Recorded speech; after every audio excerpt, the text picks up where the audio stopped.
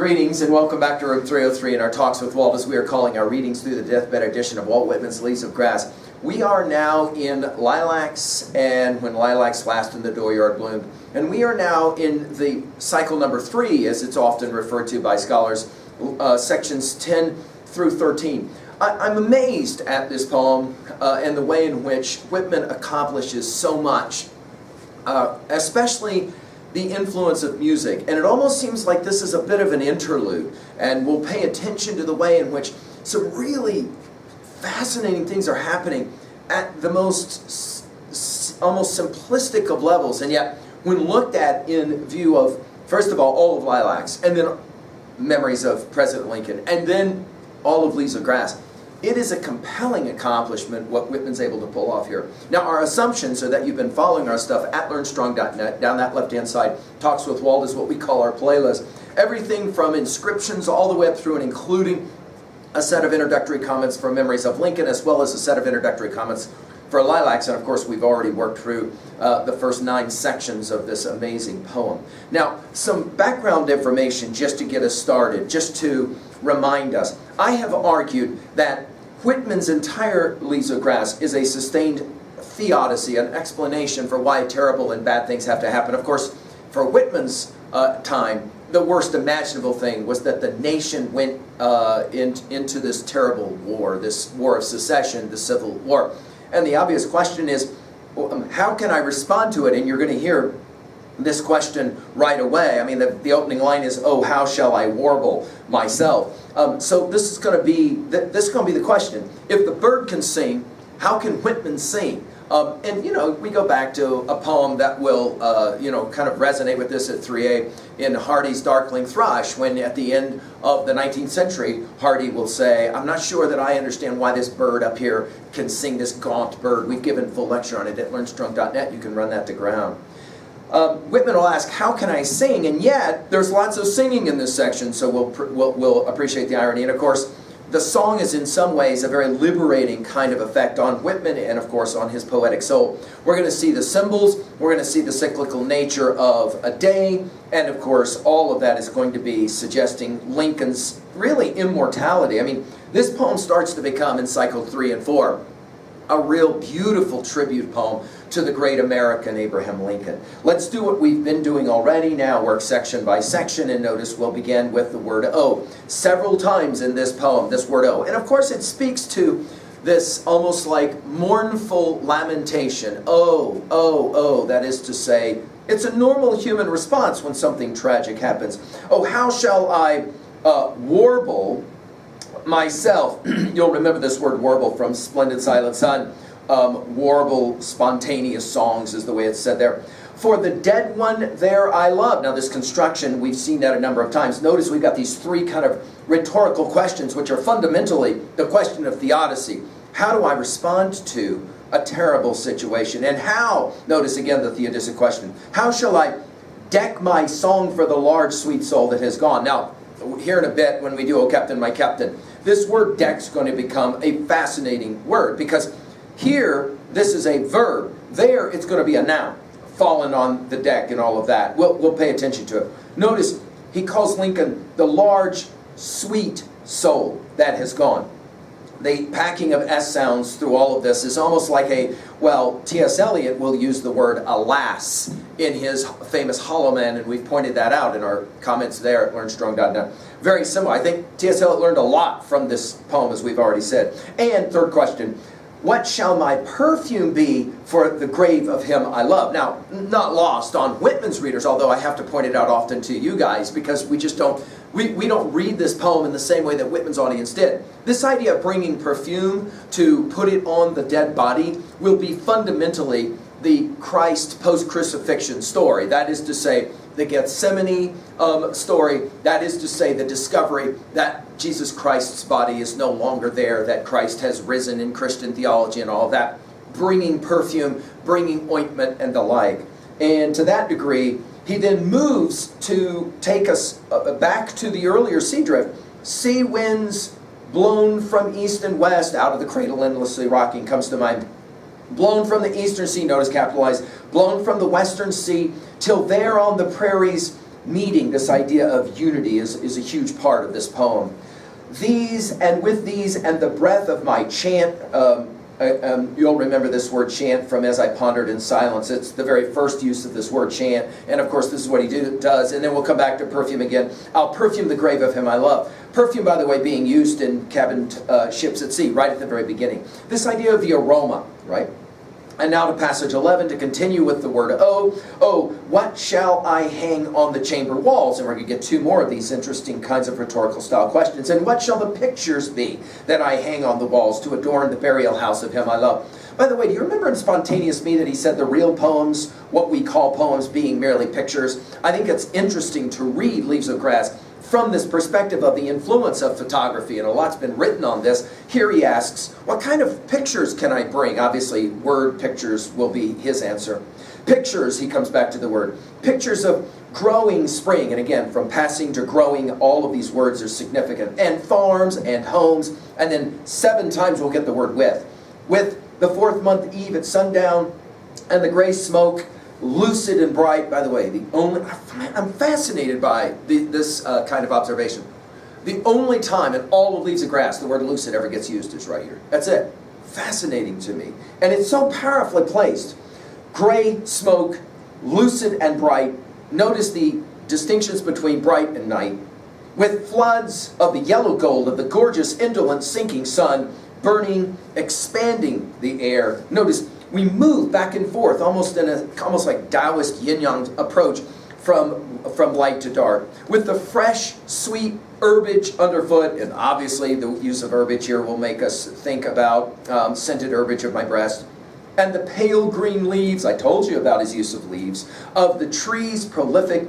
In the distance, the flowing glades, the breast of the river. I love that he uses the word breast again, with a wind dapple here and there, with ranging hills on the banks, with many a line against the sky and shadows.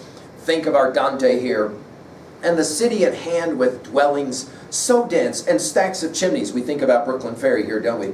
And all the scenes of life, and the workshops, and the workmen homeward returning, takes us all the way back to I Hear America Singing. And then we're ready for passage 12 with the word lo. Notice we go from O to lo. Lo. Body and soul. Go back to what we said about body and soul in Song of Myself 48. This land, and now my own Manhattan, with spires, and this takes us all the way back to starting from Pominock and obviously Brooklyn Ferry.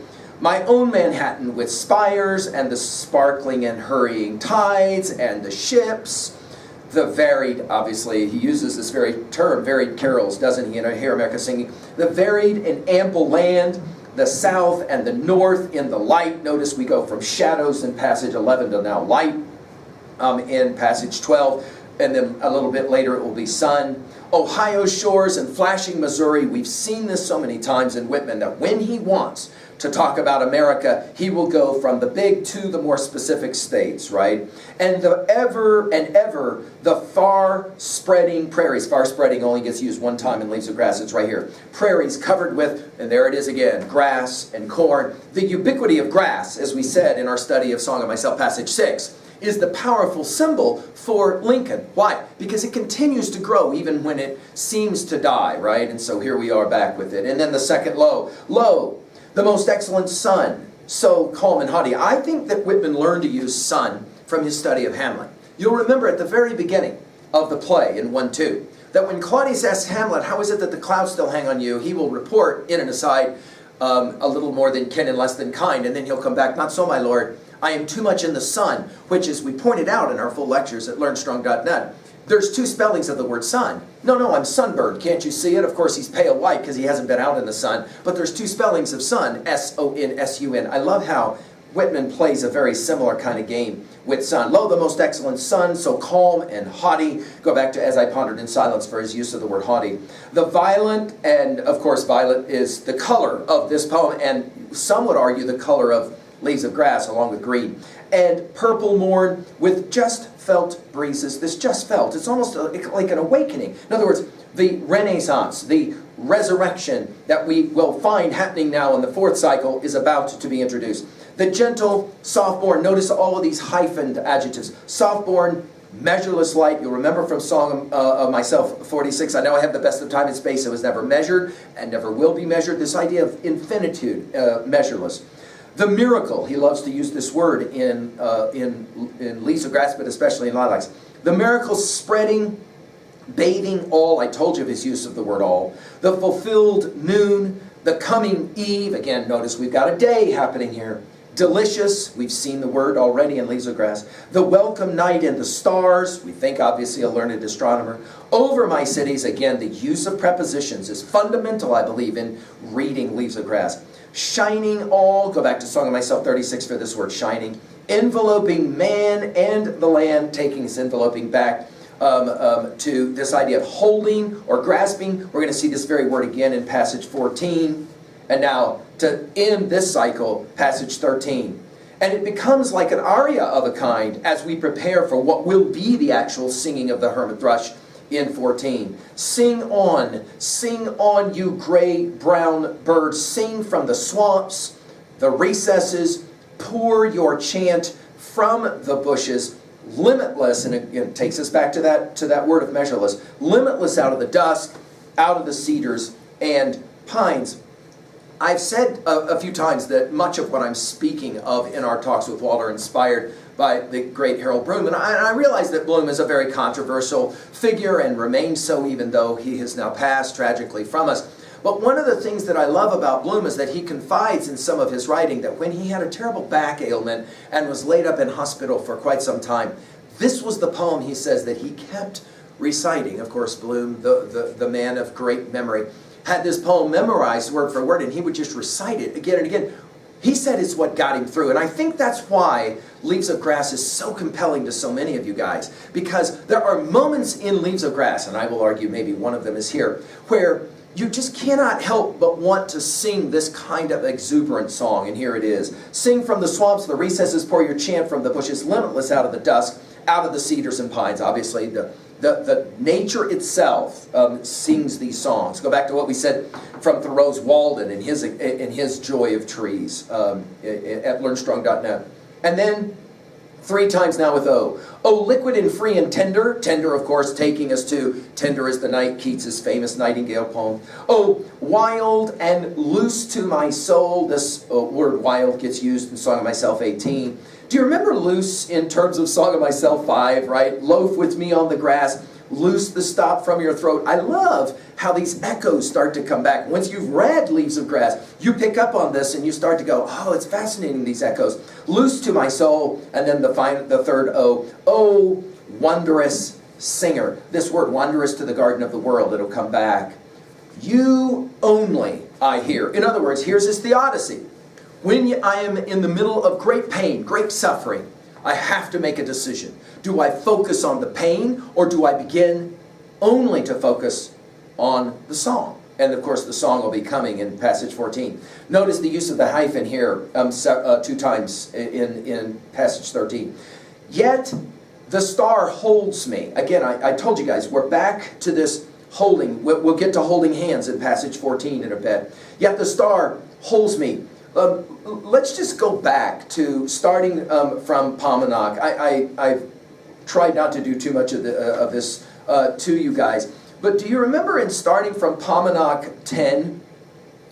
Not he with a daily kiss onward from childhood kissing me has winded and twisted around me that which holds me to him, any more than I am held to the heavens and all the spiritual world, after what they have done to me, suggesting themes, oh, such themes, equalities, oh, divine average, warblings under the sun, ushered as now or at noon or setting, strains musical flowing through ages, now reaching hither. I take to your reckless and composite chords, add to them and cheerfully pass them forward. Notice the use of the word hold here. Yet the star holds me. I'm back now to passage 13 in parenthetics, but will soon depart. Again, passing is the key word, I believe, in Lilacs.